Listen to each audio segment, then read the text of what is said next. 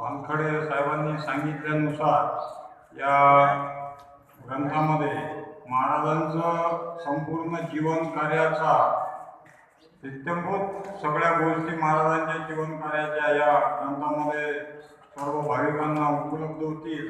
तसंच महाराजांनी जे विपुल ग्रंथलेखन केलेलं आहे, 37 ग्रंथांची निर्मिती केलेली आहे, त्या ग्रंथांचा सारांश हा सुद्धा आपल्या या अनमोल गुरुपद पद्मपराग पुस्तकात ग्रंथात आपणास पाहायला मिळेल। असं अतिशय मौल्यवान ग्रंथ आपल्या चरणी समर्पित होत आहे।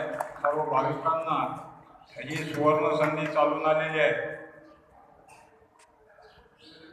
परत